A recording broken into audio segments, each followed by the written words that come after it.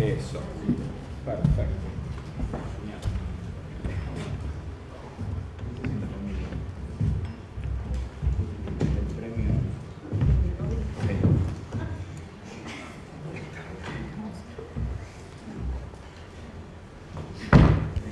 Bueno, buenas noches. ¿Qué tal? Muchas gracias por venir, por estar presente. Desde la Dirección de Cultura y desde el hospital, que también ha colaborado muchísimo para que esto sea posible. Queremos agradecer la presencia de Alejandro Gorenstein. Alejandro es autor de este libro que se llama Mujeres Resilientes.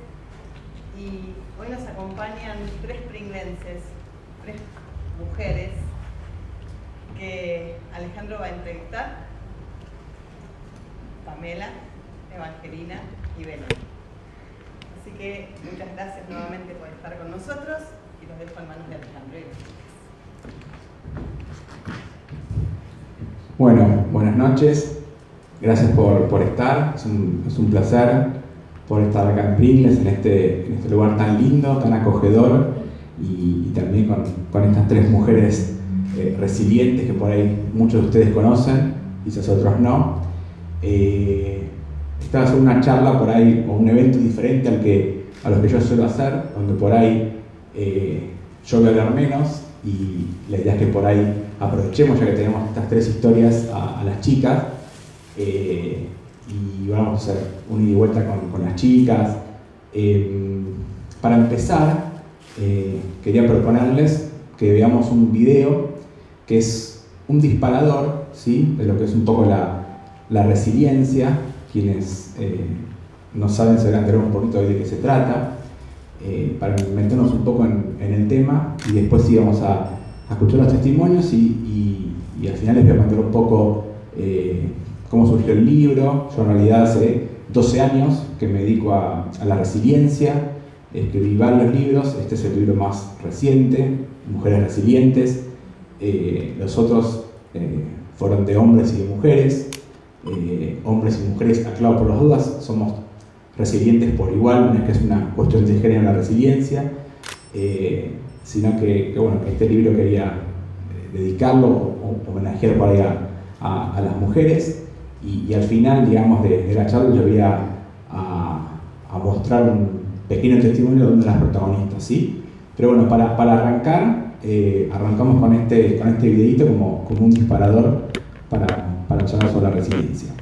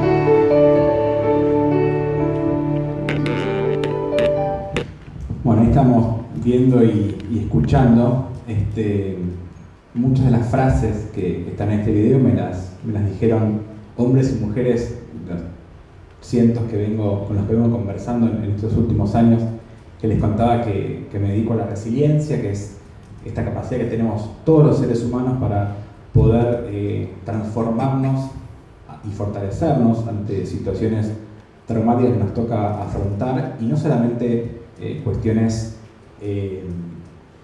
digamos de mucho riesgo o muy difíciles, digamos, o que parecen imposibles de salir adelante, ¿no? Que pongan en riesgo nuestra capacidad psicofísica, sino también situaciones por ahí de la vida cotidiana, ¿sí? A mí siempre me gusta hablar también de una resiliencia de la vida cotidiana, de todos los días, ¿no? La resiliencia, entre otras cosas, invita a hacernos preguntas, ¿sí? Como les pasó a las chicas que están acá a mi lado, es como un despertar, ¿no?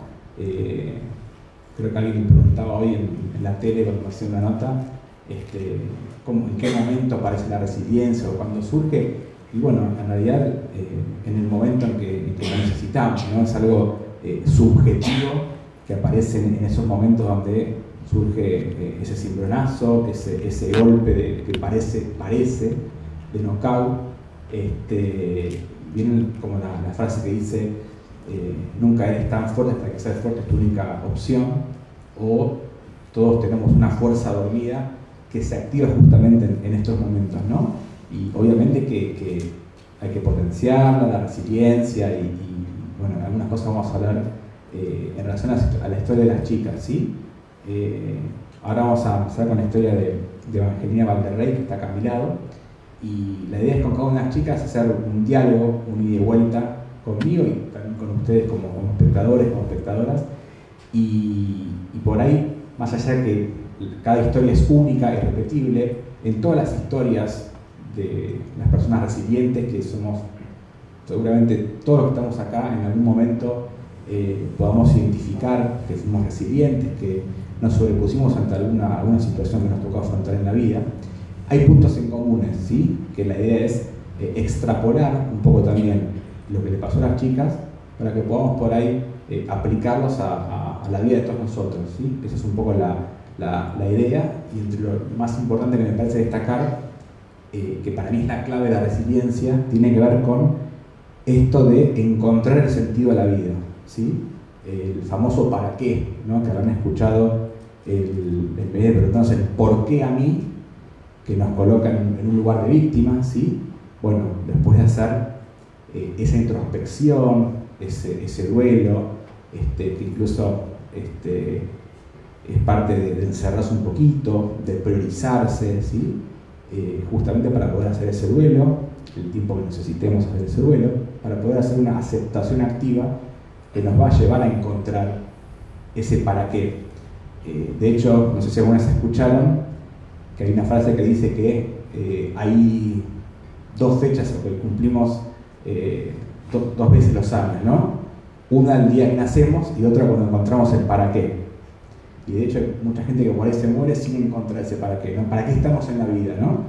¿Qué es lo que la vida espera de nosotros? Y un común denominador de la resiliencia es que las personas, así como las 17 historias del libro, como las chicas que están acá conmigo, es esto de dejar huellas en los demás, ¿sí? Un legado. A partir de lo que nos pasó, así como en algún momento por ahí tuvimos que ser egoístas en el buen sentido de la palabra, bueno, a través de todo ese proceso nos conduce, no en todos los casos, pero sí en muchos, en esto de pensar en el otro, ¿sí?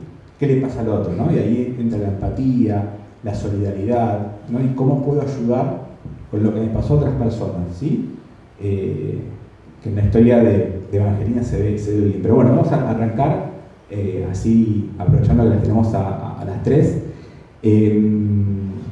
Bueno, la historia de Evangelina tiene que ver con el fallecimiento de un hijo. Ahora ella lo va a contar bien, un hijo que a pocos días de nacer. Y yo creo, ¿no? Desde mi punto de vista, que no sé si hay un dolor más fuerte que la pérdida de un hijo, ¿sí? Y bueno, Evangelina nos va a contar un poco cómo fue ese proceso, cómo lo fuiste transitando, con qué herramientas contaste. Así que bueno, empezar y vamos charlando. ida y vuelta. Bueno, buenas tardes a todos. De vista seguro me conocen, por ahí la historia no es conocida por todos, pero es como dice Ale, en el 2008 yo estaba embarazada de mi segunda hija, Paulina. Como toda mamá iba a los controles, estaba en los últimos, ya había salido a caminar, ya estaba para nacer. Y bueno, yo soy enfermera, en este momento no estoy ejerciendo, pero en ese momento sí. Y siempre iba, yo siempre me acuerdo de que siempre la que me acompañaba era Cata, que en ese momento tenía 4 años. Siempre me acompañaba a los controles. Y ese día, por algo de la vida, no fue. Voy, hago los controles y el hecho de ser enfermera por ahí ya hizo que no sobraran palabras del médico para especificarme qué era lo que estaba pasando. Empezó a hacer el control y el corazoncito de Paulina no latía.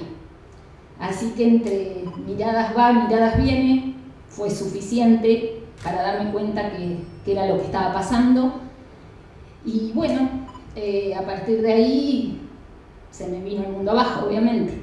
Gracias a Dios que no había ido Cata, porque era lo único que en ese momento yo pensaba que hubiera hecho con ella en ese momento. Así que bueno, me mandan obviamente a la institución de salud a hacer otro control para establecer que realmente era así la situación. Llamo a mi casa y le digo, deja a Cata con la abuela y venite ya a buscarme porque nos tenemos que ir al sanatorio a hacer una ecografía. Paulina está muerta. Y bueno, ahí empezó todo.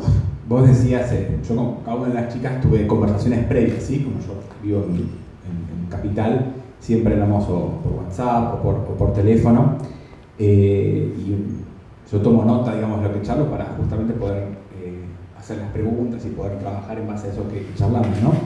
Y vos me decías, entre otras cosas, me decías, tenía 2 caminos, o me hundía con Paulina o seguía viviendo con mi familia a pesar de lo que había pasado, ¿no? Y la pregunta es, bueno, ¿cómo seguiste, ¿no? Viviendo, digamos, esos días con lo que te había pasado? ¿Cómo fuiste haciendo el duelo? Porque hablamos esto de la importancia de hacer el duelo, ¿no? De no evadirlo, de hacerlo, ¿no? De no anestesiarlo, ¿no?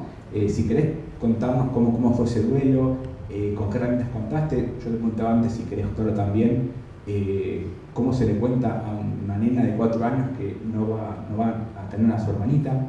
Y también hablamos antes de que hay un duelo tuyo, el duelo del papá, el duelo de la hermanita, el duelo de los abuelos, ¿no? Y que se me ocurre a mí, por ahí no fue el caso, pero a veces cuando dicen que cuando el dolor se comparte, por ahí eso ayuda y por ahí se puede presentar de otra manera. Obviamente por ahí tu caso no fue así, pero bueno, contanos un poco cómo fue ese duelo y qué cosas fuiste encontrando, las preguntas que te fuiste haciendo, qué respuestas también. En realidad, con todas las partes de la familia que mencionaste fue totalmente diferente. Cuando ya estaba saliendo del sanatorio, que ya estaba todo corroborado, al primero que llamo es a mi hermano, que no vivía acá, para avisarle y que sea él el puente para decirle a mi mamá. A mi suegra sí la tenía acá y bueno, se lo íbamos a contar. Con mi hermano fue tremendo porque yo había tenido una relación de hermano, 8 años me llevo, y en su momento cuando yo era chiquita él estaba estudiando, entonces nuestro vínculo fue más de grande que de chico. Él se encargó de mi mamá. Agradezco también a mi médico que me dio la posibilidad de elegir cómo nacía Paulina. Yo elegí, sabiendo de las complicaciones que podía tener una cirugía, yo elegí una cesárea porque dije, ¿para qué voy a hacer un trabajo de parto para que nazca alguien muerto? Y si me agarra una crisis o algo, tengo que ir a una cirugía de urgencia. Entonces, por lo menos así lo programaba. Y mientras estuve internada, yo sentía que todos murmuraban, todos estaban afuera. Yo bajito porque iba pobre. Y yo, mi cabeza iba a 2000. Mi mamá, particularmente, que no ha hecho duelo todavía, mi marido, que lo hizo de manera diferente. Él pudo ver la carita de Pau, yo no. Y lo único que quería era irme para que llegara el momento que esté en casa y decírselo a Cata. Cata había armado el bolso, habíamos armado la habitación y yo lo único que quería era estar bien. No me dolió nada, no sé cómo hice, pero yo arranqué como si no hubiera tenido una cesárea y lo único que esperé era sentar la Cata y todos me decían, ¿cómo se lo vas a decir? Los chicos son una esponja. La senté y le dije, bueno, Cata, Paulina no va a estar acá. Esta habitación que armamos y este bolsito que tenemos no lo vamos a poder usar porque tu hermanita se murió. No me acuerdo exactamente la cara de ella, pero una esponja, porque absorbieron todo y yo creo que a partir de ahí ella fue también una mujercita resiliente, esto que yo te decía, aprendió a vivir una adultez de chiquita, que obviamente le fueron pasando un montón de cosas, pero las vivió y las vive, y bueno, para mí eso fue un gran logro. Por eso cada uno de mi familia tuvo un duelo diferente, y yo mi duelo aprendí a hacerlo con un grupo que está acá en Pringles de Mutua Ayuda para familiares en duelo. Yo soy muy sociable, de hecho por eso estoy contándoles esto a ustedes.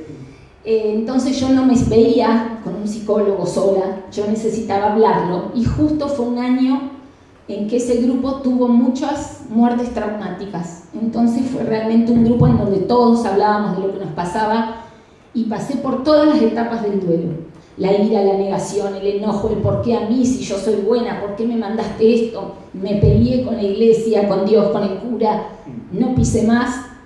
En ese momento era catequista, me enojé y bueno, después de ese proceso algo me hizo clic. Ahora vamos a hablar de ese clip, pero me interesa mucho esto de, digamos, de la resiliencia, cuando hablamos de los tips, digamos, o qué podemos hacer para potenciar la resiliencia. Bueno, los grupos de pares, ¿sí? En este caso ahora va a contar Evangelina, es algo que se ve mucho y que tiene que ver con el hecho de uno puede a veces hablar con un familiar, con un amigo, hasta hacer terapia. Pero cuando uno por ahí encuentra a pares que le pasaron lo mismo, se siente por ahí que estamos hablando el mismo idioma. Ahora lo vas a contar vos, ¿no? Que no soy el único o la única a la que le pasó eso, por más que cada historia, digamos, es diferente y, digamos, y es repetible.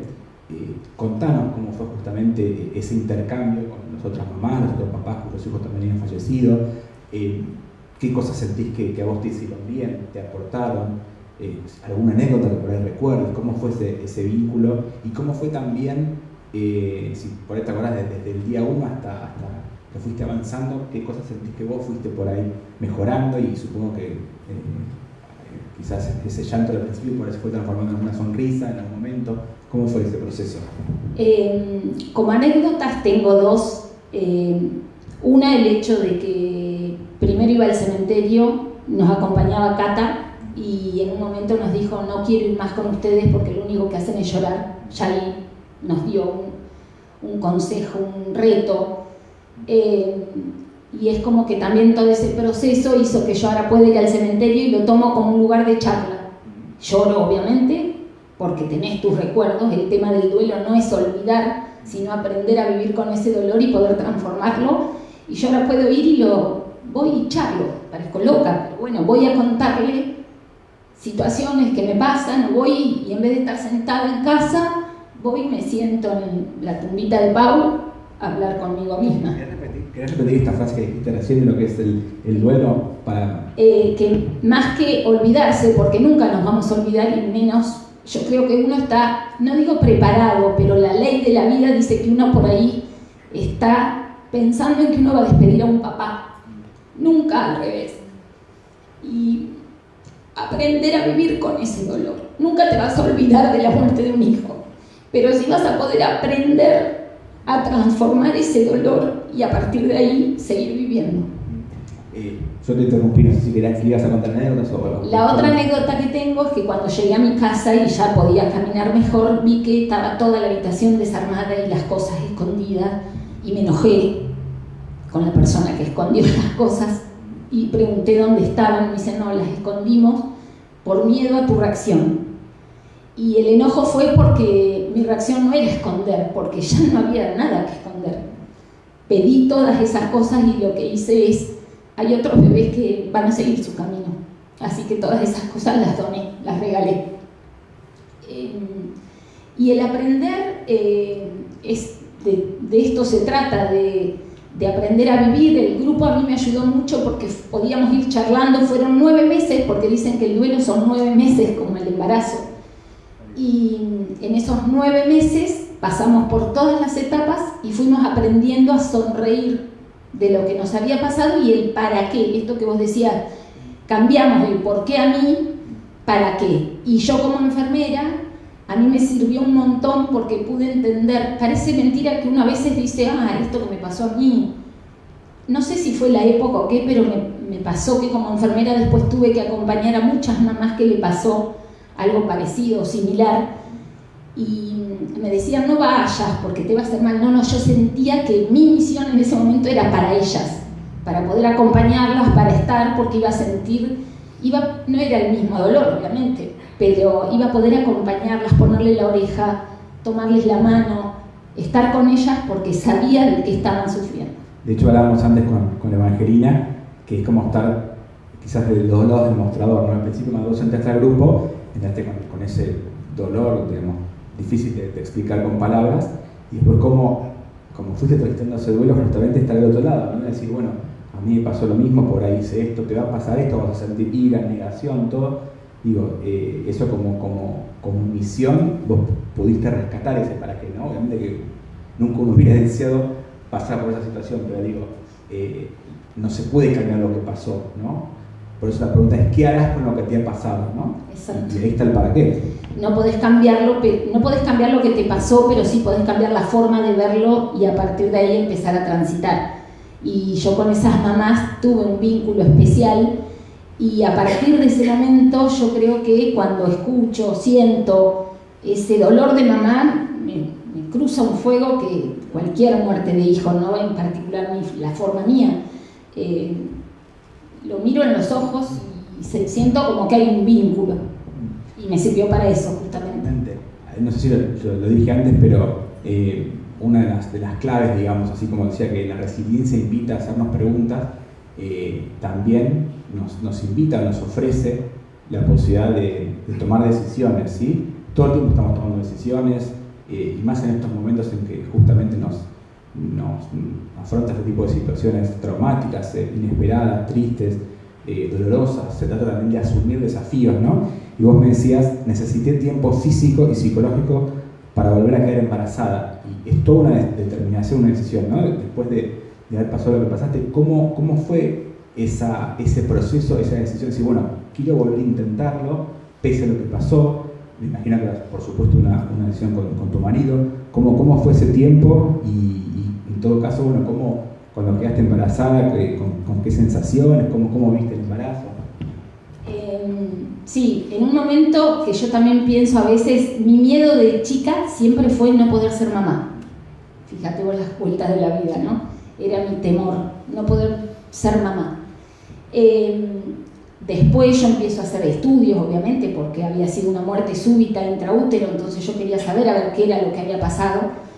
Y siempre pensé en tener otra posibilidad de ser mamá, y es lo que decías vos al principio, yo me podría haber hundido con Pau, cualquier decisión que hubiera podido tomar, y yo opté porque sabía que tenía una familia y fundamentalmente tenía una nena que merecía tener su mamá.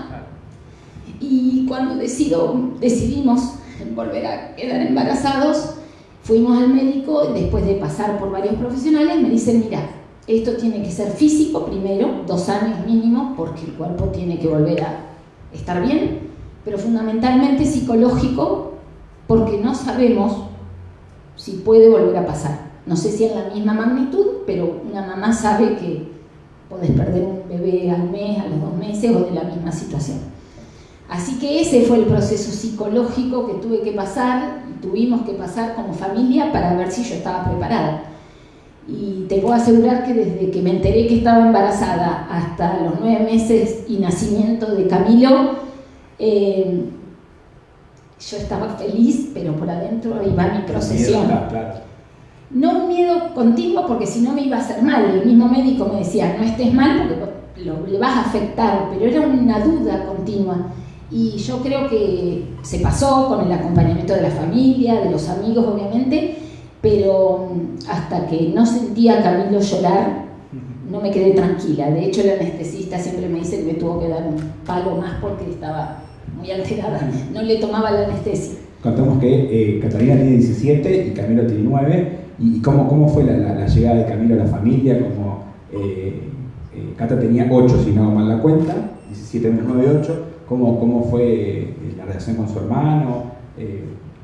La alegría que me imagino trajo, como siempre trajo muy bien a la casa, como así a modo de resumen lo que significó la llegada de Camilo.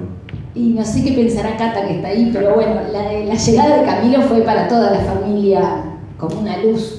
Ya yo creo que toda la familia pasó el proceso ese de mis 9 meses de Camilo también con dudas, pero bueno, hoy es el tormento de la casa, así que creo que lo adoramos, pero bueno, es una pulga tremenda, pero bueno, fue la alegría y fue lo que marcó la felicidad. De hecho cuento una incidencia, ¿no? Estaba a la mañana desayunando y entra Evangelina, que recién nos conocíamos, y yo estaba desayunando tostadas, un café con leche con tostadas con queso blanco, y de repente Camila pregunta, ¿eso es queso? Así, y dije, sí, y ella pensó diciendo, ¿qué le pregunta le haces? ¿O cuánta confianza? Y nada, me causó mucha gracia, como en general, como los chicos tienen esa cuestión así es así, cada rostro el filtro, y me pareció muy linda la anécdota, y le ofrecí tostadas, lo quiso. La última pregunta para Evangelina antes de pasar a Belén, que está ahí a mi derecha. Una frase que también me marcó, que me dijiste, que la voy a repetir para que la compartas y que des tu punto de vista. Nadie recibe en su vida cruces que no puede llegar a soportar llevar sobre sus espaldas. Contanos un poquito, cómo se entiende la frase, pero digo, ¿por qué me la dijiste? ¿Cómo ves esto? Y por ahí es una frase medio trillada, estamos acostumbrados a escuchar lo que Dios no nos da una cruz más pesada de la que podemos llevar. De hecho, Él llevó su cruz y bueno, la puse a relación de que yo creo que así como nos hacemos resilientes para poder seguir, ese peso, esa historia de cada uno es la que nos marca.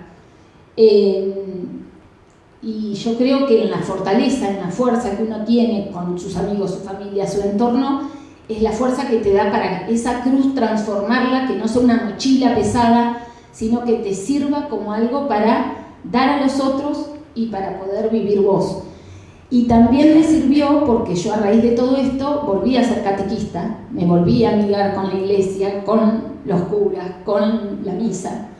Y siento que también a partir de ahí, de esa vocación de servicio, de la catequesis, yo veo a los chiquitos y los veo reflejados en ellos, veo a mis hijos.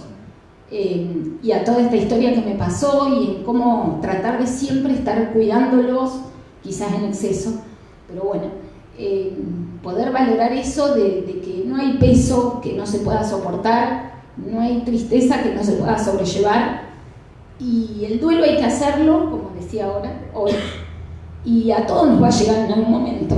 Quizás no estas formas traumáticas porque nadie las espera, pero aprender a vivir, disfrutar el cada día, porque eso nos sirvió para no darle bolilla a, perdón la palabra, boludeces, que a veces nos hacemos problemas por tanta pavada.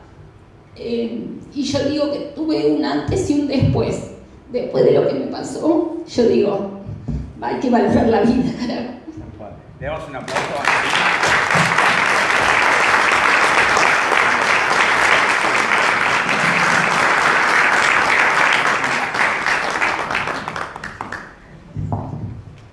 Bueno, seguimos con la charla, con las historias, con las conversaciones. Y acá está Belén Ascorti, que tiene 35 años y que siendo muy chiquita, a los 6, le diagnosticaron un tumor maligno.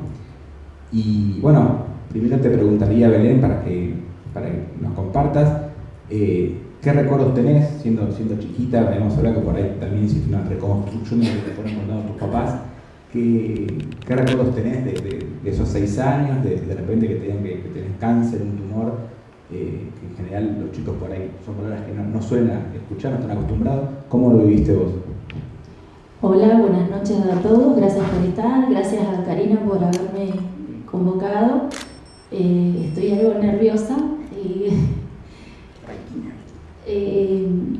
No, tengo algunos recuerdos, sí recuerdo ese momento que me diagnosticaron cáncer. Yo estaba en primer grado en la escuela 2, tenía 6 años.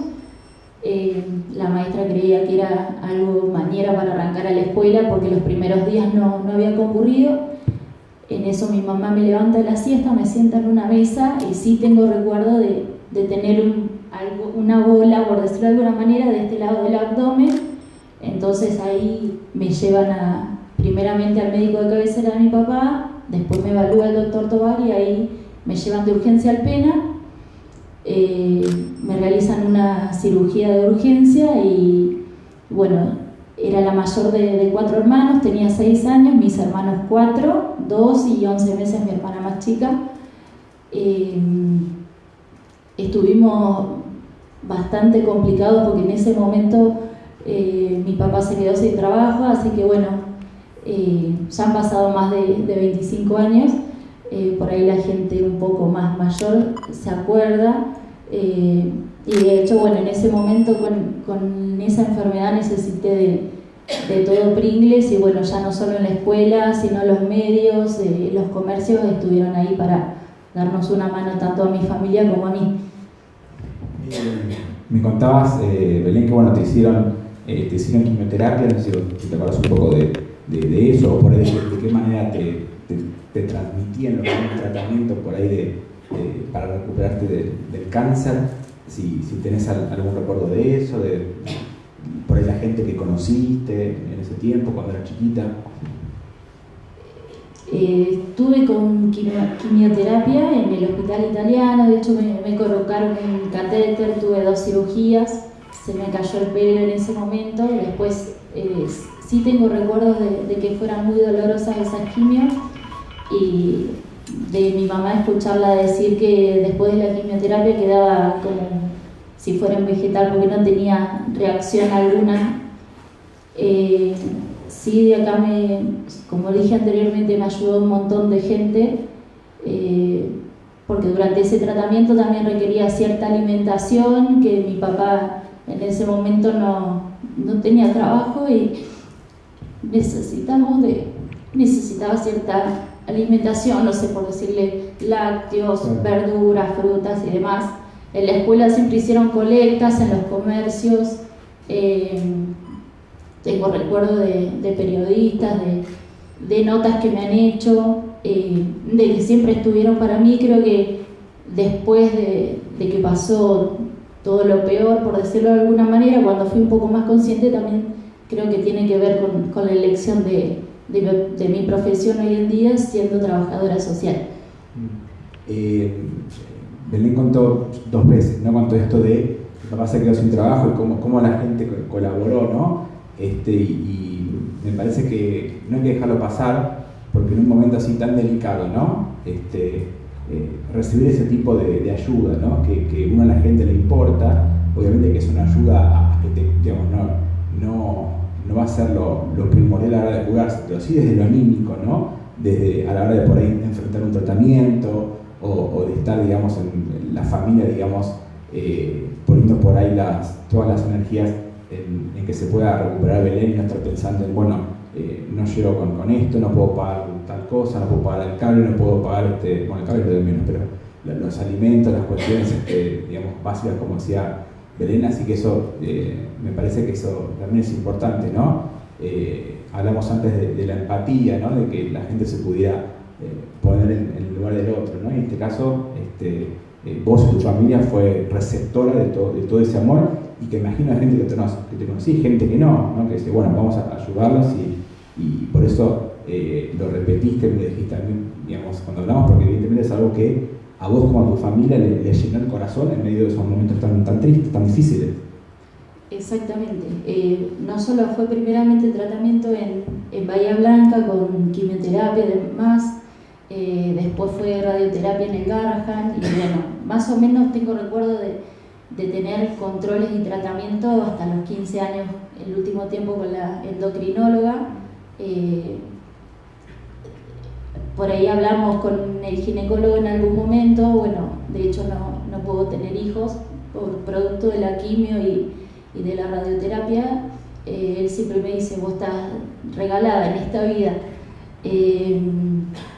Pero bueno, por ahí, hoy por hoy, en el lugar en el que trabajo, justamente trabajo con pacientes oncológicos, y por ahí cuando ocurren casos de que son niños y que por ahí no logran sobrevivir, me pongo en el lugar de esos papás y de lo que habrán sentido los niños, y bueno, sí de diferente veo que por ahí es diferente el tratamiento que hay hoy en día. Antes eran un poco más agresivos según el médico, pero bueno, no solamente fue durante ese tiempo la ayuda, sino bueno, hasta que de hecho me pude recibir.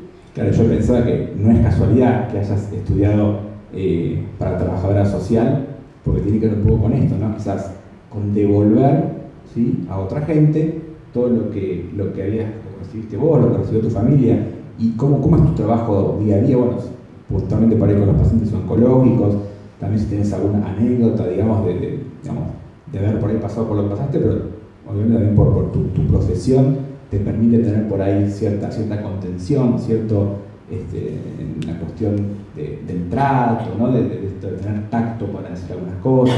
¿Cómo es la relación por ahí con los pacientes? ¿Cómo sos como trabajadora social? ¿Cómo te definís? Eso le podríamos preguntar a mi compañera Lucre. A veces es inevitable poder no sentirte mal cuando fallece un paciente. El hecho de que no te desespere una medicación para un tratamiento, la aprobación de un tratamiento a veces por las obras sociales, que no hace mucho me pasó de que no se autorice ese tratamiento hacía más de 20 días y la persona falleció, y me quedé con esa sensación de impotencia, de decir, sabiendo la situación de la paciente, aportando toda su vida, como no tuvo una aprobación más rápida de la obra social. Pero bueno, también, de hecho, mi papá falleció hace 9 meses también de un tumor de pulmón. Entonces, como que, bueno, eso justamente todavía no he podido realizar el duelo. Bueno, cuando caen justamente pacientes con este tipo de cáncer, como que por ahí es un poco, por ahí trato de tomar distancia, pero a la vez trato de acompañar de la mejor manera posible. Y sentís justamente por ahí que, como hablamos con Eva, de tu trabajo de todos los días es como tu propósito, tu sentido de la vida, el para qué. ¿Sentís que encontraste eso en tu profesión? Como decía anteriormente, no solo fue durante el transcurso de la enfermedad que recibí ayuda, sino bueno, mi papá era bastante, en algunas cuestiones, no sé si la palabra es castrador, pero bueno, bastante de poner límites. De hecho, somos 4 hermanos y la única que pude estudiar fui yo. Y bueno, en ese momento fueron médicos los que me pudieron dar una ayuda, amigos, no solo en lo económico, sino también en lo habitacional, estando en Bahía. Bueno, pude terminar mi carrera trabajando de cualquier cosa menos de lo mío. Pude hacer la licenciatura, me vine a Pringles, me costó bastante hasta que después pude entrar a trabajar en el hospital en el 2017. Y bueno, creo que siempre fue la meta o el objetivo poder colaborar devolver algo a la sociedad de todo lo que me dio por un montón de tiempo, y al lograr alcanzar a otras personas sus objetivos, creo que ahí está la satisfacción y lo que más alegría me genera.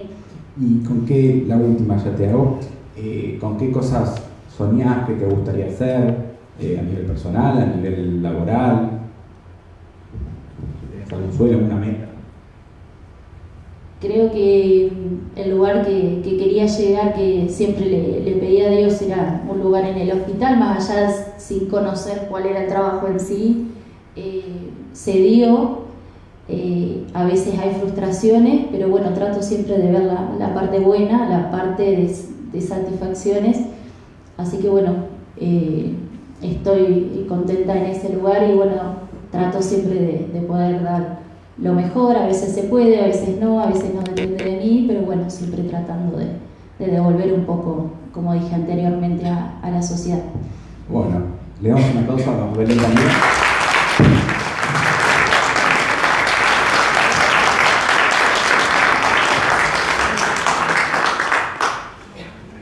Bueno, viste, no era tan difícil, viste. Ya está, ya pasó, ya después viene la segunda. Bueno, la tercera y última historia, por lo menos de los que estamos acá, Pamela Halter, que es ella, que hace ya mucho tiempo, en el año 1999, hace ya 23 años, bueno, 22, te tocó afrontar un embarazo, bueno, con bastantes complicaciones, pero bueno, contar un poco a la gente qué fue lo que fue pasando y vamos interactuando con su historia. Bueno, buenas noches a todos, gracias por estar acá. Primeramente agradecer a la invitación, tanto tuya Ale, como de Cultura, y felicitar a las chicas por sus experiencias de vida. Es un orgullo y uno por ahí se siente un poco chiquito también al escuchar ciertas historias, y que, como decís vos, que el tema de la resiliencia es todo esto, ¿no? Que no somos los únicos, sino que dentro de esta sala hay muchas personas también que la están luchando y peleando, y bueno, los que están del otro lado también. Bueno, ¿por dónde empezar? Es muy largo de contar. Pero como decías vos, en el año 99 yo quedé embarazada, estaba en Mar del Plata, julio del 99, muy feliz, obviamente, con la noticia. Y ya a partir del tercer mes de embarazo ya no me sentía bien, caminaba, me dolía mucho el bajo vientre y bueno, decido viajar y atenderme acá con el ginecólogo. Me hace una revisación, la primera ecografía a los 4 meses, y yo ya tenía contracciones.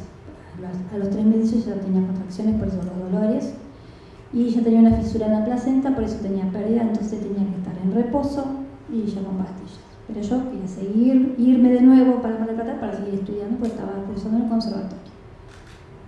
Caminaba y solamente me levantaba para ir al conservatorio a cursar, y así, despacito, caminando, pero al pasar la semana, 1 o 2 semanas, se fue agravando el cuadro. Ya no era eso solamente, sino que tuve una infección renal. Terminé allá en el hospital materno-infantil, materno, sí, y bueno, una infección, lo típico que te dan es ibuprofeno y un antibiótico. No bajaba de los 49 grados de fiebre, así que allá en ese momento mi suegra me dice: no, llama a tus padres porque no es normal lo que te está pasando. Así que bueno, mi contestación en ese momento, imagínense, en el año 99 no había celulares. Le dije: mira, cuando me sienta mejor, me tomo la comida y me vuelvo. Porque en ese momento el que era el papá de mi hija no me daba atenciones, lo que necesitaba. Seguía mal, mamá ya deliraba de la fiebre y bueno, avisé a mis padres y por suerte que avisé, porque eso fue un domingo. El domingo a la noche me habían ido a buscar y ya el domingo, cuando ya estábamos volviendo, yo ya sentía que en el pie izquierdo, en el dedo gordo del pie izquierdo, sentía como pequeñas agujas debajo del dedo. Y al llegar a mi casa lo miramos con mi mamá y ya tenía una línea negra debajo del dedo. Eso era lo que ya me ardía tanto y me dolía tanto. Al lunes que me atendió el médico acá, bueno, me dice: no, Además de eso tenía todo hematizado, como si fuera un moretón, digamos, todo en retención de líquido, pero en este pie solo. No, que es normal, que retención de líquido, bueno, te vamos a dejar en observación. Ya a la tarde tenía que bajar el pie al piso, al frío del piso, porque ya era como muchísimo ardor, como si me estuviesen quemando. Y bueno, no era normal, me mandaron de urgencia a Bahía. En Bahía me reciben los ginecólogos y me internan automáticamente en el Español, donde ahí quedé largo y tendido. Cuando entré yo pensé que salía el otro día o a la semana, no sé, como mucho. Vamos a ponerte un catéter porque bueno, tenemos para largo, no aguantaba ya el dolor, pero por el embarazo obviamente no podían darme nada. Y bueno, hasta que me dijeron, vamos a poner una habitación aparte, que esté con la mamá tranquila. Y bueno, en ese momento, como no se sabía lo que era, ni qué lo provocaba, los médicos, o sea, eso avanzaba a pasos agigantados. Y llegó un momento, creo que al tercer día ya me empezaron con morfina. En pequeñas dosis, muy poquito, porque siempre cuidando a la bebé, 4 meses.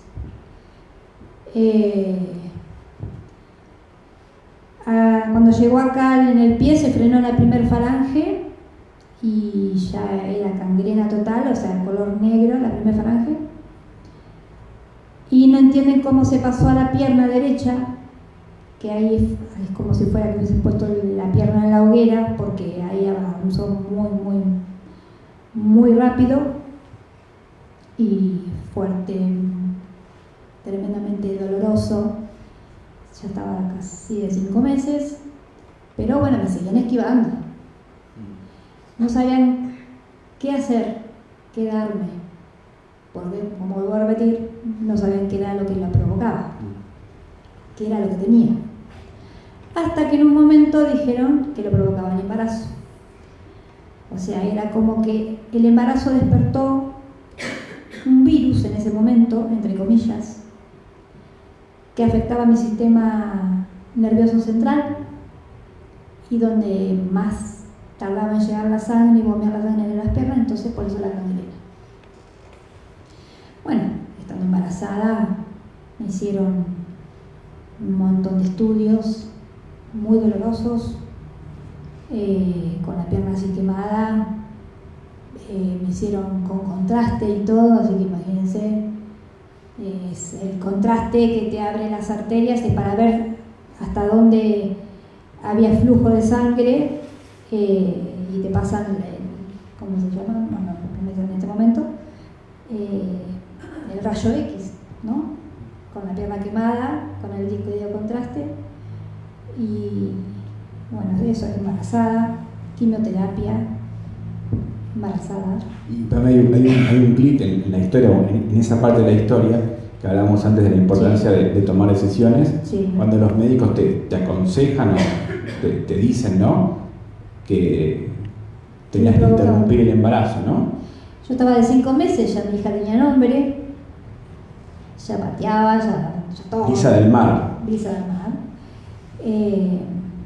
Me dijeron que lo provocaba era el embarazo, que tanto las piernas, yo ya tenía manchas hasta por acá, que me podía llegar hasta la panza y podía afectar tanto el hígado como el cerebro de la misma manera, y obviamente no contaba el cuento, que si yo quería vivir o salvar mis piernas, que tenía que interrumpir el embarazo. Y yo no tuve nada que pensar, o sea, eso me acuerdo latente, por más de que yo estuve la mayor parte del tiempo drogada, porque tanta morfina, vivía drogada. Me acuerdo que el médico dijo, piénsenlo con mamá, o sea, mi mamá. El médico se va, pero yo no necesité que se fuera, o sea, no. Cuando vos no había nada que pensar. No. Y en todo caso, antes estábamos hablando de esto de encontrar el sentido de la vida. El sentido de la vida tuya era, digamos, Mi hija. ser mamá, tu hija, Totalmente. nacer a tu hija, aún arriesgando, digamos, la posibilidad tuya de correr el riesgo de vida, digamos, ¿no? Como que lo que te impulsó a seguir adelante con todo lo que estaba pasando era justamente que tu hija que estaba por llegar, por nacer. Totalmente, es que yo en ningún momento me daba cuenta lo de la pierna tampoco. Yo miraba la panza y quería que esté bien mi hija nada más. Y cuando sufría ciertas cosas o dolores como plasmaféresis que me hicieron, que me tuvieron que cambiar todo el plasma del cuerpo, que eso fue otro de los tratamientos, me tenía que llevar a El Pena, o sea, del Español al Pena, que queda en la otra punta, en ambulancia, en pleno verano, porque todo esto pasó en pleno verano, o sea, diciembre del 99, y salí en marzo del 2000, fines de marzo del 2000, abril, no me acuerdo ahora en este momento. Ir en la ambulancia agarrándome la pierna porque pensaba que se me iba a caer, hacerme ese tipo de estudio y volver en medio del suero con sangre, con el plasma,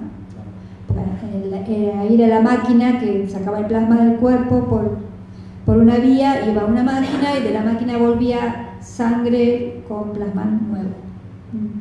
Bueno, en ese momento, imagínense, el plasma salía verde. Era pensar solamente en la bebé, o sea, no en mí. Y en ese proceso, antes de nacer a tu hija, te hicieron la primera amputación. Sí. Llegó un momento igualmente que yo no quería.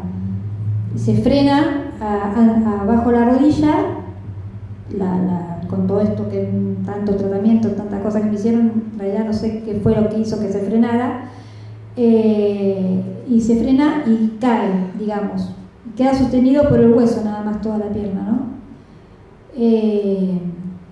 Yo ya no quería saber más nada de esa pierna, o sea, yo quería que me la cortaran porque no más, que no la quería ver más la pierna así y no quería sufrir más, yo pedía que me la cortaran. Y sí, me amputaron la pierna estando embarazada, y bueno, después, eso fue en enero. En febrero nace mi hija, 7 mesina, porque no podían hacer por vías naturales, entonces me hicieron la cesárea, y con la activación de las hormonas se activa en el pie. Recuerden que había quedado en la primera falange.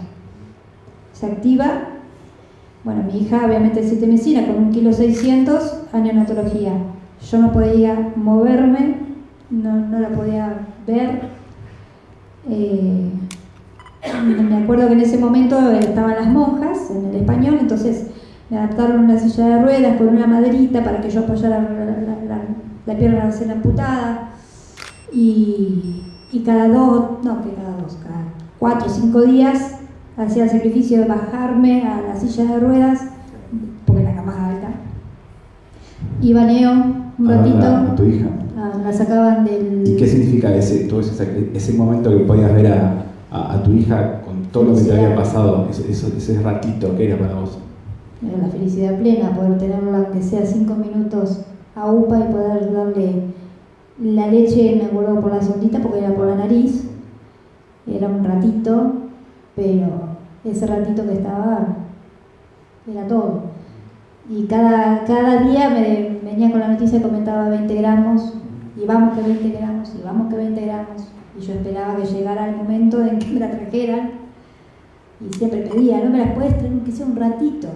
Claro, porque ese ratito era justamente lo que te impulsaba a tener esas más ganas de vivir, más ganas de conectarte con la vida, con tu hija, justamente era eso, era lo que más necesitabas, ¿no? Totalmente. Me recuerdo, bueno, primeramente gracias a toda mi familia, a mis papás, que si no hubiese sido por ellos, Claro. yo no hubiese pasado por nada de lo que pasé, digamos, de toda la gravedad, hubiese estado tirada, no sé, porque Sí. tenía la mutual de mi papá, estuvieron ellos ahí presentes, mi papá viajaba todos los días, de Pringles a Bahía, el tema de la mutual, los trámites, Además fue, como decir. yo te decía, fue como una madre soltera, porque bueno, el papá Sí. no se hizo cargo, se fue, digo, qué bueno que pudiste contar con tu mamá y con tu papá, que Sí. no te dejaron ni un segundo y Totalmente. bueno, yo siempre digo que en las historias siempre hay por ahí de resiliencia, como en toda historia hay por ahí un actor principal o actriz, en este caso ella, y también estaban los actores secundarios, tu mamá, tu papá poniéndole el hombro, sí. Están diciendo que tenías muy joven, 20, 21 años tenías, ¿no? 21. Y además, bueno, después tuviste una rehabilitación un poco lenta, para resumir un poquito, contaba cómo fue, digamos, de salir de la silla de rueda y hasta que empezaste a Bueno, después que nació, o sea que mientras mi hija estaba en neo, te lo resumo así también, me amputaron el pie, que esa fue la cirugía más complicada porque al amputar el pie, al haber tendones, bueno, es más complicado que acá. Y bueno, mis papás se trajeron a la bebé y yo quedé internada hasta recuperarme de la amputación. Y después, bueno, estuve un año postrada con la bebé chiquita, que yo siempre también hago un paréntesis. Entiendo mucho a los adictos. ¿Por qué lo digo? Hay muchas veces que es por elección y otras veces porque nos hacen. A mí me pasaron mucha morfina y yo tuve un síndrome de abstinencia tremendo tras eso. Que yo pienso que si no hubiese estado postrada hubiese salido hasta robar al hospital, porque lo necesité mucho. Fue tremendo, sí. Y bueno, y el sostén de mi papá en todo sentido, ¿no? Y a la gordita no me la querían dejar porque era una carga, yo me estaba recuperando de las amputaciones, hasta que dije, no, yo la sentía llorar y era la beba que está con mamá. Así que dije, mamá, mira, preparame el termo, porque no le podía dar la leche, no le podía dar el pecho, obviamente, por toda la contaminación en todo sentido, entonces era leche que me preparaban y bueno, me la llevaron a la habitación. Y de ahí, bueno, a silla de rueda, después de silla de rueda a muletas, cuando me equiparon acá por primera vez, pero tenía un clavo acá, entonces tenía que tonificar acá esta parte, que era todo hueso nada más. Y bueno, una vez que estuve equipada y tonificando, es como que empecé a caminar con ella. Ella empezó a caminar, a dar sus primeros pasos y yo también. Yo aprendí a caminar con ella. Que es algo muy simbólico la frase, ¿no? Como que tremendo. caminaban las dos juntas, ¿no? Eso Sí. me pareció muy Aprender a caminar, tierno, muy porque simbólico. ella aprendió a caminar y yo también tuve que aprender a caminar. ¿Y qué aprendiste vos o qué te enseñó, qué enseñanzas positivas te dejó todo esto que pasaste, que fue muy grave, digamos, ¿no? Fue muy traumático, ¿no? Con el tiempo, ya pasaron 23 años. ¿Qué cosas te dejó? Supongo que te habrás convertido por ahí en una persona más fuerte, pero contanos vos. No sé, mira, como decía Eva, yo creo, también pensaba lo mismo en ese momento, de que todos podemos llevar la cruz que podemos llevar. Y yo hoy en día la sigo luchando igual, como todo interiormente. Yo todos los días, uno por ahí te ve bien, pero todos los días tengo dolores, es ponerte la prótesis y salir, las prótesis y salir, es seguir trabajar y seguir trabajando y pensando en tus hijos, en este caso en mi hija porque está estudiando y es seguir trabajando para ella. Y sí, que uno no se imagina la fuerza interior que puedes llegar a tener cuando te pasa algo.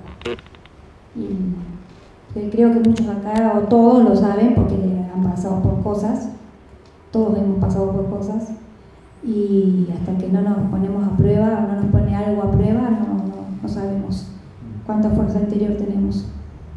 Y la última, para que le cuentes un poco a la gente, ¿no? De Brisa del Mar ahora, ya los 22, que vos me decías, bueno, que con tu sacrificio, con tu trabajo, pudiste cumplir el sueño. ¿Cuál es ese sueño? ¿Dónde estás estudiando? ¿Qué sentís vos como mamá de poder hacer realidad ese sueño?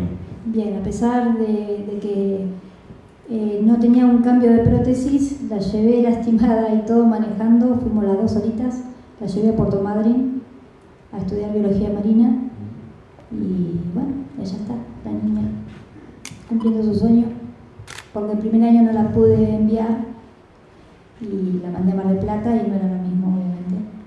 Y dije, bueno, ya está, vamos.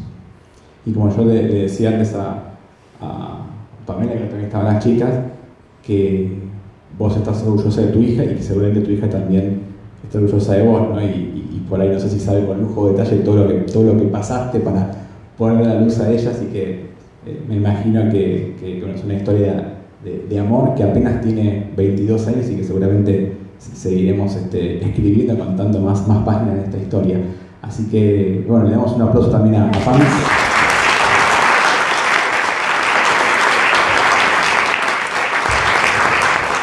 Bueno, todas historias diferentes, pero que tienen algunos puntos en común, y que la idea es que más allá de las 3 historias, que ustedes se puedan quedar con algunos puntos, algunas cuestiones que quizás porque les está pasando algo o no, y quizás les pueda servir para cumplir un sueño, para hacer algo que por ahí no se anima a hacer, para tener esa charla con ustedes mismas, que por ahí todavía no es el momento. Así que un poco la idea de esta charla en vivo es justamente, era esa, ¿no? Entre otras tantas cosas, y bueno, vaya que nos dejaron esperanza, inspiración y tantas otras cosas más.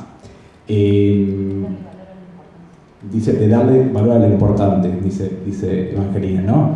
De hecho, bueno, una de las características de las personas resilientes es esto de disfrutar de las pequeñas cosas de la vida, ¿no? Yo siempre, al principio le preguntaba a la gente cómo se veía de acá a 10 o 20 años, y muchos me decían, no, yo vivo el día a día, yo no sé si qué me puede pasar mañana. Entonces, bueno, es entregar todo para el día a día, disfrutar las pequeñas cosas, las pequeñas grandes cosas, ¿no? De dejarnos un poco también sorprender por lo que la vida nos puede ofrecer. Y obviamente que, más allá de que yo siempre digo que cuando uno supera una situación dolorosa, eso no nos garantiza que nunca más nos va a pasar nada, porque la vida es así, pero sí que nos va a dar herramientas, ¿no? Para la hora de afrontar otro revés, otra situación triste. Y bueno, a ver, cuando me pasó esto, hice esto, conté con estas personas, utilicé estas herramientas, leí tal libro, hice terapia con tal persona, hablé con ella, hablé con él. Digo, siempre está bueno, como decía Evangelina, de su hija, me olvidé el nombre, de Cata, ¿no? Esto de que cuando los chicos son resilientes, probablemente sean adultos resilientes, como es el caso de Belén también, ¿no? De afrontar un cáncer a esa. Así que la vida siempre nos pone, ¿no? Entrenamiento, ¿no? Todo el tiempo nos va poniendo. Bueno, antes de terminar por lo menos esta parte, quería compartir un testimonio del libro, que el libro está ahí para quienes, sé que algunos lo compraron, lo está vendiendo Karina ahí al fondo. El libro no se vende en librerías, ni por internet, en ningún lado. Siempre digo lo mismo cuando viajo al interior, así que la oportunidad para quienes quieran comprarlo. Y obviamente yo después me quedo para filmarlos. Les voy a compartir la historia de Alejandra. Alejandra ahora tiene 55, 56 años. Tiene muchos condimentos la historia de Alejandra. Ella igual lo va a contar, pero lo adelanto, está a raíz de mala praxis en operaciones de cadera, está postrada en su cama hace ya casi 4 años. Y van a ver primero el sentido del humor que tiene, cómo encontró en la pintura ese para qué, eso que le permite poder tener proyectos pese a no poder moverse de esa habitación que ahora van a ver. Así que presten atención porque es una historia muy, muy interesante, y seguramente también les va a soltar alguna que otra carcajada.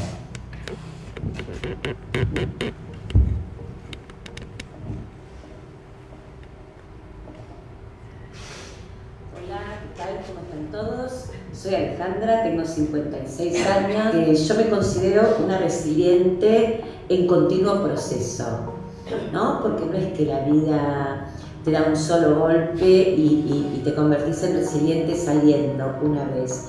La vida en general te sigue dando algunos golpecitos más, entonces es como que tenés que seguir remándola. En mi caso, por ejemplo, es un problema de salud, tengo un problema congénito, motriz, en las caderas, y estuve muy dolorida y muy mal durante muchos años, pero no tenía tiempo de ocuparme de mí, entonces me dejé estar y ya llegué a la cirugía en muy mal estado, y bueno, una mala praxis, una enfermera me luxó, me tuvieron que operar 2 veces más, al cabo de 2 días. De toda esa manipulación entró un germen, entonces a los 2 años otra vez me tuvieron que hacer una cirugía con un proceso muy largo, que es esperar que se vaya la bacteria, y me faltan 2 o 3 o 4 cirugías más para volver a caminar. Estoy en esta cama, que es mi mundo, desde el 8 de agosto de 2018. Antes iba en silla de ruedas y ahora ni siquiera eso. Mi mundo es 1,40 m por 1,90 m y, como les decía antes, trato de llenarlo de cosas lindas. Yo personalmente, después de una depresión muy grande, de mucho dolor físico, ya no quería saber nada, tiré la toalla y empecé a mirar videos en YouTube para divertirme, para distraerme, y gracias a eso empecé a pintar. Y vas saliendo, y de a poco vas pudiendo, y se te hacen más claros los para qué, ¿no? Es decir, yo estuve 6 años sin ocuparme de mí y sin preocuparme por hacerme una operación que me iba a permitir caminar, porque pensaba que era súper poderosa. Y no soy súper poderosa, y todo esto es un aprendizaje. Así que la resiliencia es eso, es un paso a paso. No se sientan mal si en algún momento tienen altos y bajos, porque es normal, porque no somos las chicas superpoderosas, porque es común eso, no somos superhéroes. Pero después la cuestión es volver a salir, y sobre todo con mucho sentido del humor. Y también a veces con la ayuda de algún que otro resiliente que ande por ahí. Pumba, vení mi amor, venga mi vida. Porque a lo mejor hay también alguien que necesita un poco de amor y un poco de ayuda. Vení mi amor, venga así despacito. Como por ejemplo, este adoptadito hermoso que no lo quería nadie porque le faltaba un ojito. Y como no lo quería nadie, lo adopté yo, y somos el tuerto y la renga, y somos 2 resilientes que nos damos mucho amor, y se puede seguir. Vamos, que se puede. Les mando un beso grande a todos. Bueno, primero que dije que se iban a reír, ¿no? Tiene como todos los condimentos. Hablamos mucho esto de priorizarse. En el caso de ella, bueno, encontró en la pintura a veces mucho la literatura, la pintura, la escritura, la danza, el deporte también, ¿no? Ayuda un poco a canalizar, a hacer catarsis. Y en el caso de Alejandra, que creo que está en el libro también, que ella me decía cuando hablaba esto de tirar la toalla, que antes de empezar a pintar, ella se acostaba todas las noches de la misma manera, sin ningún tipo de expectativa sobre el día que venía, simplemente que pasen los días. Y cuando empezó a pintar, se acostaba pensando, ¿qué voy a pintar mañana? ¿No? Miren la diferencia, digamos, en eso, ¿no? De encontrar hacer algo que puede ser poquito, pero es un montón. Y en el caso de ella, bueno, después abrió una página en Instagram, y hasta la contactaron en una galería de Alemania y demás, ¿no? Pero digo, como a veces agarrarse de algo, aferrarse a algo, y el sentido del humor, ¿no? De hecho, en todo este proceso, después que salió el libro, incluso entraron a la casa y robaron todos sus ahorros, bueno, cosas que son están en el libro, pero así todo ella no pierde el sentido del humor, ¿no? Y creo que es un poco también algo que debemos por ahí aprender o poner en práctica. Cuando lean la historia lo van a entender un poquito más. Esta es apenas una de las 17 historias, hay 16 más, que quienes compran el libro lo pueden leer. Por mi parte, bueno, agradecer a Eugenia por esta convocatoria. chicas por prestar su testimonio. La verdad, muy lindas las historias. Bueno, Cari, que está ahí por proporcionar las historias. Y bueno, a todos ustedes también por venir, por estar acá. Y como siempre digo, que ojalá cuando se vayan con algo a sus casas, a veces con alguna respuesta y a veces con preguntas, porque como decía antes, la resiliencia invita a hacernos preguntas que quizás en otro momento tengamos las respuestas. Así que eso por mi parte. Pero igual, no se vayan, que creo que hay una sorpresa. Sí, si alguien tiene ganas por ahí. Sí, o incluso después por ahí. Exacto, y si alguien quiere después charlar conmigo, lo podemos hacer hasta las 12:05 que sale el micro a Buenos Aires. Tampoco tengo mucho tiempo, ¿eh? Tengo que ir a buscar la valija, comer algo, así que... Pero bueno, bueno, vamos a ver qué viene, a ver. Luquita, ¿me das un poquitito de luz de sala? Poquito. Que no me vean la cara. Es nada más que un regalito para vos, para las chicas, para nosotros, para mí, para compartir un minuto, un cuento, porque tanta historia nos reflejó a nosotras como Grupo Nudo. Muchos nos conocen, vos no, si quieres te arriesgás. Las historias que elegimos para contar tienen mucho que ver con la resiliencia femenina, porque es casual y no porque se haya elegido. Pero en este cuento que va a contar Sonia, es de Ángeles Mastretta, se llama La tía Chila, en su versión, porque nosotros oralizamos las versiones literarias. Aparece mucho de lo que vos decís, lo que las chicas de alguna forma dijeron, de todo lo que hemos leído. Esa necesidad y esa circunstancia que hace que aparezca la resiliencia en muchas ocasiones, es imprescindible tener a otro. Es imprescindible la solidaridad, y entre mujeres se llama sororidad. Y me encantó porque es bastante nueva la palabra, pero es tan representativa. Nada más, escuchemos a Sonia con La tía Chila y Ángeles Mastretta. No sé si ellos quieren bajar o se quedan ahí. Como quieran.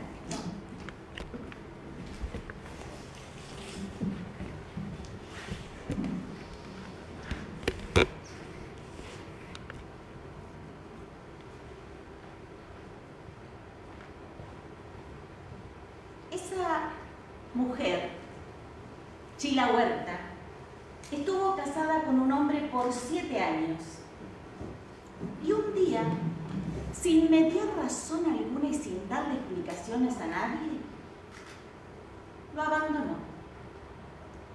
Se llevó sus 4 hijos a vivir con ella a una casa que había heredado de su abuela.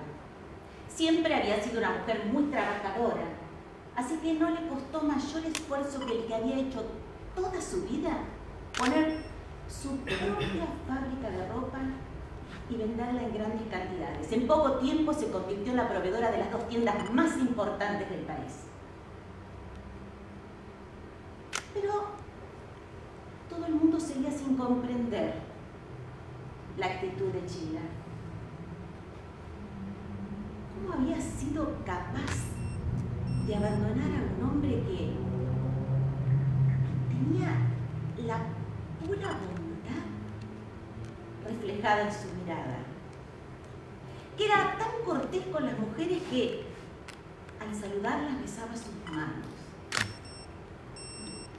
Un hombre que era capaz de inclinarse ante cualquier persona de bien. Incomprensible la actitud de Chila. ¿Qué motivo de queja le podría haber dado ese hombre con mayúsculas? Ningún motivo de queja. Ninguno.